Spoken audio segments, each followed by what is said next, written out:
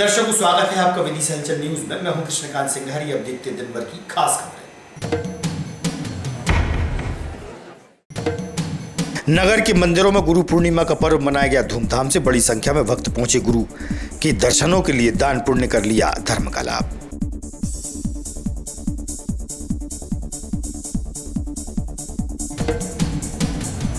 और श्रावण मास हुआ प्रारंभ। प्रथम सोमवार को भगवान भोलेनाथ के दर्शनों के लिए पहुंचे बड़ी संख्या में भक्त और श्रद्धालु। भक्तिभाव से पूजा पाठ में हुए शामिल।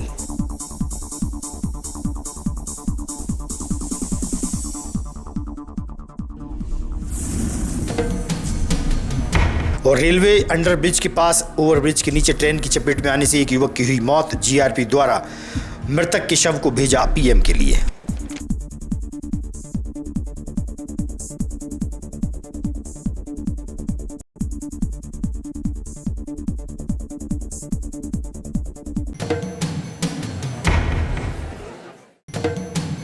अब खबर विस्तार से। सरस्वती शिशु मंदिर में गुरु पूर्णिमा के अवसर पर आचार्य गुरुओं का सम्मान समारोह आयोजित हुआ, जिसमें नगर के तीनों विद्यालयों के दीदी आचार्यों का सम्मान श्री रामकृष्ण दास शिक्षण समिति द्वारा किया गया। और इस मौके पर ग्रामीण शिक्षा के प्रांत प्रमुख चंद्रहंस पाठक भी मौजूद थे। उक्त कार्यक्रम में विभाग समन्वयक दीपक चंदेवा, उप समिति के सदस्य गोपाल शरण पाठक, मिथिलेश दांगी, अहिवरण जी गुर्जर और विशेष रूप से उपस्थित थे। और गुरु पूर्णिमा का पर्व धूमधाम से मनाया गया। शिष्यों द्वारा गुरुओं का सम्मान किया गया।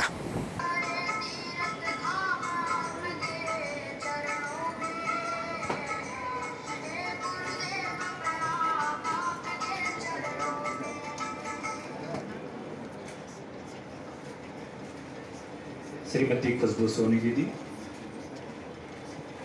कुमारी नीलू कुशवाहा दीदी,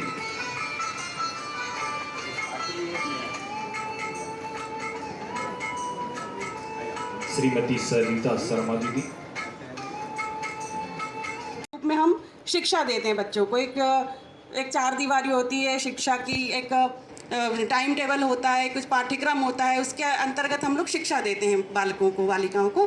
तो ये तो एक शिक्षक होता है। शिक्षक का काम भी बहुत महत्वपूर्ण होता है, पर गुरु का काम शिक्षक के काम से भी ज़्यादा महत्वपूर्ण होता है।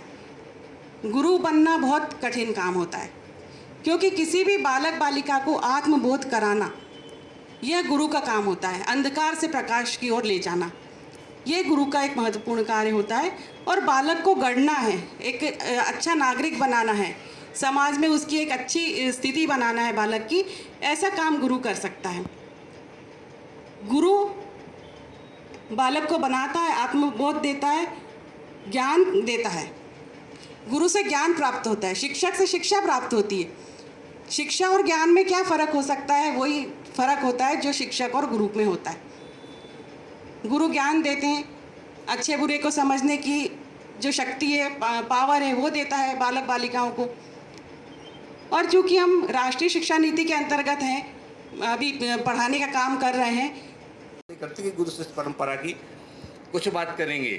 तो सनातन संस्कृति प्राचीन है, हम सभी सुनते हैं। जैसे वक्ता आते हैं, वक्ता भी लगातार कहते रहते हैं कि सनातन संस्कृति प्राचीन है। तो प्राचीन कैसे है हम सभी जानते हैं। थोड़े से आंकड़े मैं कुछ लिख के लाया हूँ, वो बताना चाहता हूँ। हमने कहा कि सृष्टि की रचना हुई और ब्रह्मा जी ने हमारी सृष्टि की रचना की। और हमारे यहाँ 4 युग होते हैं। अब 4 युग होते हैं तो पहला होता है सतयुग, और दूसरा होता है त्रेता, और तीसरा होता है द्वापर, और चौथा होता है कलयुग। और ये जब ऐसे प्रकार के हमारे जब युग निकल जाते हैं तो फिर कल्प और मनमंत्र ऐसे सब चलते जाते हैं। फिर ब्रह्मा जी का एक दिन होता है ना, एक रात होती है, फिर 100 साल होते हैं ना, प्रलय हो जाता है। अब ये इतनी लंबी रचना में लगभग काल गणना की अगर बात करेंगे तो हम कैसे हमारी सनातन संस्कृति प्राचीन है, तो वो मैं कुछ आंकड़े लाया हूँ। जब सृष्टि की रचना हुई हमारी, तो सृष्टि की रचना को अब तक कितने वर्ष हो गए हैं ये आप सभी को विदित ही होगा कि हमारे कलयुग को गए कितने वर्ष हो गए। अब क्वेश्चन आंसर जैसा कोई समय नहीं है, नहीं तो मैं पूछता कि कलयुग को व्यतीत हुए कितने समय। गुरु पूर्णिमा का पावन पर्व नगर के मंदिरों में धूमधाम व भक्ति भावपूर्ण तरीके से मनाया गया। गुरुओं के सम्मान में शिष्यों ने दान पुण्य व पूजा अर्चना में भाग लिया। रंगई स्थित श्री हनुमान मंदिर में परम पूज्य महंत श्री रामायण जी महाराज के दर्शनों के लिए भक्त श्रद्धालु पहुंचे और श्रद्धा भाव से पूजा आरती कर धर्म का लाभ लिया गया। वहीं नगर के कई मंदिरों में धार्मिक आयोजन हुए। धर्ममय वातावरण में गुरु पूर्णिमा का पर्व मनाया गया।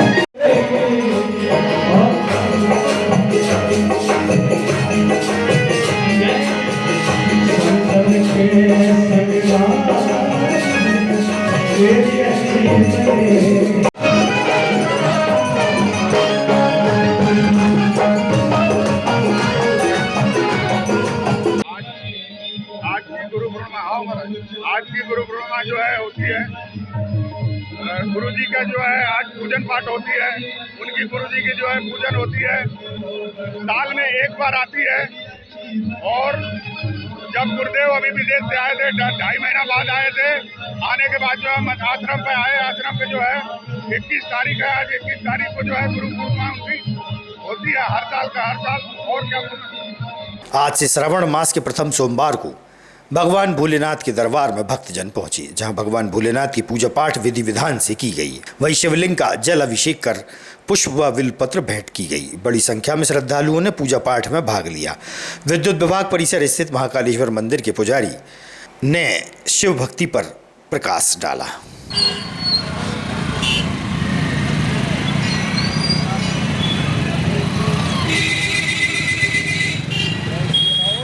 राम राम।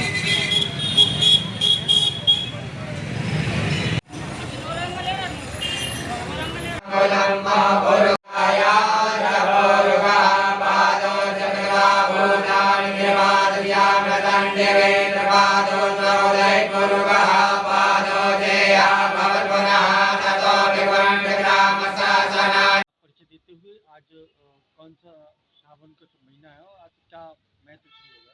धर्माधिकारी पंडित विनोद शास्त्री। आज से क्या श्रावण मास प्रारंभ हो रहा है। भगवान शंकर का क्या है प्रिय मास है श्रावण मास।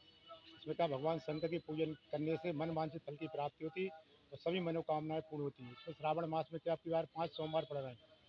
क्या शिव जी का सोमवार दिन शिव जी का अभिषेक करने का विशेष महत्व होता है। दूध दही घी शक्कर शहद से भगवान शंकर में स्नान करके उनका अभिषेक किया जाता है। अलग अलग क्या वस्तुओं से अभिषेक करने से अलग अलग मनोकामनाएं पूर्ण होती हैं। जैसे हमारे दूध से अभिषेक करने से संतान की प्राप्ति होती है। जैसे अलग अलग जो वस्तु है उनका अभिषेक करने से अलग अलग फल की प्राप्ति होती है। सरसों के तिल से अभिषेक करने पर शत्रु का विनाश होता है। ग्राम अवेला में गांव के ही 3 दबंगों ने 9 बीघा जमीन पर कब्जा कर लिया है। पीड़ित जन जिला मुख्यालय पहुंचे। काशीबाई कोरी पीड़िता ने अपनी बात मीडिया से साझा की है।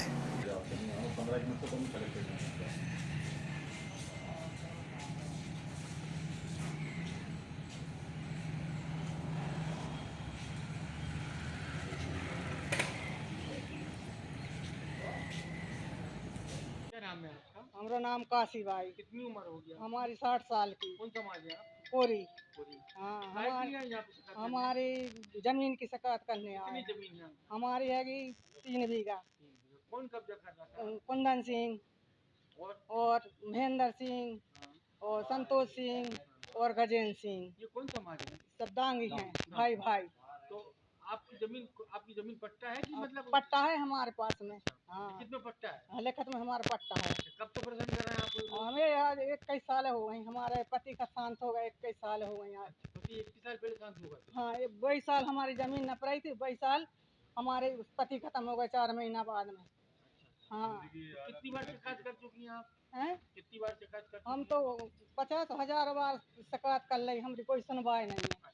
हाँ ये परिवार कौन कौन है आपके ये साथ। परिवार जो हमारे जो समाज भाई हैं जो या अरबार हैं कलेक्ट्रेट की सभागार में कलेक्टर बुद्धेश कुमार वैद्य की उपस्थिति में किसानों के हितार्थ फसल बीमा योजना के संबंध में विचार विमर्श किया गया। कृषि विभाग के अधिकारियों सहित अन्य प्रशासनिक अधिकारी मौजूद थे। मैंडेटरीली उसको काटा जाता है प्रीमियम को और इंश्योरेंस कंपनी को रेमिट किया जाता है। काटने की जो अवधि रहती है प्रीमियम को वो 31 जुलाई रहती है।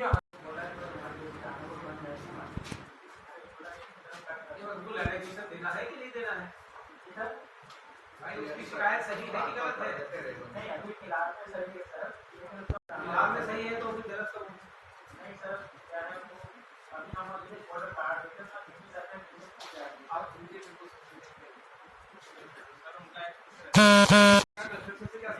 हमारे उसमें ऑर्डर का प्रोविजन नहीं है, लेकिन जब हम रोड बना रहे हैं उनके पास सर हो सकता है सर सरकारी जमीन तो बना रहे हैं सर, लेकिन कुछ ना कुछ पार्ट थोड़ा बहुत चला।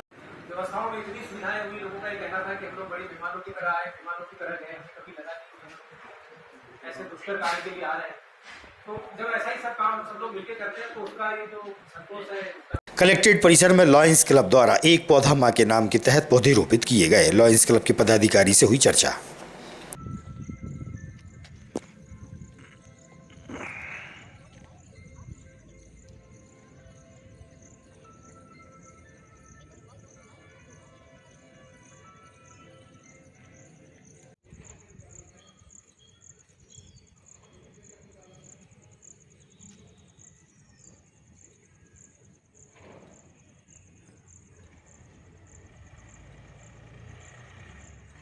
ठीक है।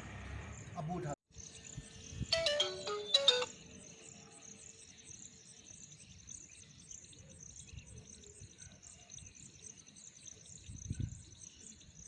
आज कहाँ पर आप लोगों ने पौधरोपण किए?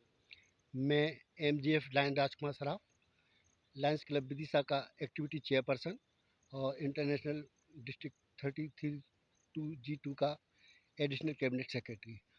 आज हम सब लोग लायंस क्लब विदिशा की पूरे सदस्यों के साथ कलेक्टर परिसर में इकट्ठे हुए हैं। लायंस क्लब विदिशा मेन ने ये मोटिव लिया है कि इस वर्ष हम लोगों को 5000 वृक्ष लगाना है। उन 5000 वृक्षों की श्रृंखला में आज हमारा ये दूसरा वृक्षारोपण है। हम एक ध्येय लेके चल रहे हैं कि हरी भरी वसुंधरा, और हरी भरी वसुंधरा में लायंस का बहुत बड़ा योगदान, बहुत बड़ा प्रोग्राम बनाया हुआ है हम लोगों ने, और उसी के तहत आज हम यहाँ कलेक्ट्रेट परिसर में वृक्ष लगाने उपस्थित हुए। तो आज कहाँ पर आपने किस उद्देश्य को लेकर पौधरोपण किए? मैं लायंस क्लब के अध्यक्ष लायन अरुण कुमार सोनी, हम लोगों ने गुरु पूर्णिमा के अवसर पर ये योजना बनाई कि हमारे कलेक्ट्रेट परिसर को भी हरा भरा बनाया जाए। तो लायंस क्लब ने बीड़ा उठाया है कि इस कलेक्ट्रेट परिसर को हम लोग हरा भरा बनाएंगे, और इसके साथ ही हम लोग शासन की और कई समाज सेवी की जो संस्थाएं चल रही हैं, वृक्षारोपण के जो कार्य कर रही हैं, जैसे आग शिविर योजना चल रही है, माँ एक वृक्ष माँ के नाम योजना चल रही है ना, ऐसी कई योजनाओं में हम लोग सहभागिता करके उनको सहयोग प्रदान कर रहे हैं, और अपनी भी हम लोग कई योजनाएं चला रहे हैं। तो लायंस क्लब हमेशा मानव पीढ़ी की सेवा के लिए तत्पर रहा है, और वह ये सेवा कार्य में लगातार लगा रहता है। हमारी कई एक्टिविटीज़ चल रही है, जिसमें हंगर एक्टिविटीज़ है, जिसमें हम गरीब भूखे लोगों को खाना खिलाते हैं, पर्यावरण के लिए हम लोग काम करते हैं, कपड़े के थैले के लिए हम लोग वितरण करते हैं। इस प्रकार से हम लोग रेलवे अंडरब्रिज के पास ओवरब्रिज के नीचे ट्रेन की चपेट में आने से एक युवक की मौत हो गई। जीआरपी द्वारा मृतक का पंचनामा बनाकर शव को पीएम के लिए जिला अस्पताल भेजा गया। पुलिस ने बताया कि मृतक के पास पहचान संबंधी कोई दस्तावेज नहीं मिला है।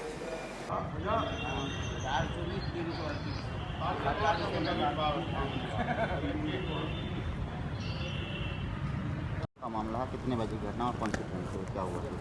ये आज सुबह 9:10 पे ट्रेन 126-41 के ड्राइवर ने मेमो दिया था सूचना वाकी टाकी से स्टेशन मास्टर को किलोमीटर नंबर 889 21-23 के बीच में एक आदमी रन ओवर हो गया है ट्रेन से। तो इसकी सूचना मिली थी, फिर हम लोग आए, अभी पंचनामा कार्रवाई कर रहे हैं। मृतक की अभी शनाख्ती नहीं हो पाई है, उसके पास में कोई ऐसा सामान नहीं मिला जिससे अपना भी शनाख्ती कर सकें, सिर्फ एक चाबी का छल्ला मिला है। तो इससे अभी पूछताछ कर रहे हैं, आसपास के लोगों को बुलवा रहे हैं।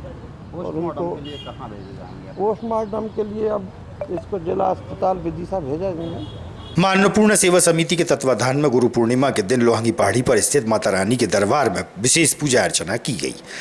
आरती उपरांत प्रसादी का वितरण हुआ और वृक्ष भी रोपित किए गए। मां अन्नपूर्णा सेवा समिति के संस्थापक महिपाल सिंह राजपूत सहित धर्म प्रेमी जन मौजूद थे।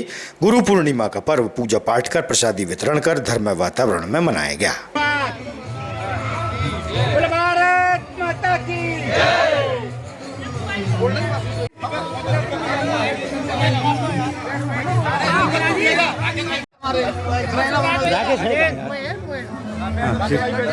भैया लंबे मत बैठना। बहुत बढ़िया फोटो, बहुत बढ़िया। अरे भाई साहब वीडियो बन रहा है। अन्नपूर्णा दरबार की जय। 2 मिनट भाई साहब वीडियो बन रहा था। ये कौन सी पहाड़ी और यहाँ क्या महिमा, आज के दिन क्या आयोजन होता है यहाँ पर? मैं महिपाल सिंह राजपूत, ये विदिशा शहर के मध्य स्थित मां अन्नपूर्णा दरबार जो लोहांगी पहाड़ी पर स्थित है, यह प्रतिवर्ष गुरु पूर्णिमा के पावन अवसर पर मेले का आयोजन किया जाता है और हम प्रतिवर्ष यहाँ पर माता जी की भव्य आरती करते हैं, प्रसादी वितरण करते हैं और वृक्षारोपण करते हैं। आज सभी भाइयों के साथ में यहाँ पर वृक्षारोपण किया गया और ये सौभाग्य हम सबको मिला है कि यहाँ हम प्रतिवर्ष यहाँ आते हैं। कितने वर्ष प्राचीन पहाड़ी होगी ये लगभग? ये करीब 400 वर्ष पुराना तो मंदिर ही है, जिसको जीर्ण शीर्ण कर दिया गया था, वो जबल से उसका निर्माण किया गया और इसकी जानकारी मुझे नहीं है। ये जो कौन सी पहाड़ी है और ये क्या महत्व है आज के दिन? राजेंद्र गिरी पहाड़ी है, ये बहुत ही ऐतिहासिक और पौराणिक पहाड़ी है। ये महाभारत काल में यहाँ पे अश्वों की ट्रेनिंग सेंटर था, प्रशिक्षण दिया जाता था। बड़े बड़े जो भारत राजाओं के घोड़े थे वो यहाँ पे ट्रेनिंग के लिए आते थे।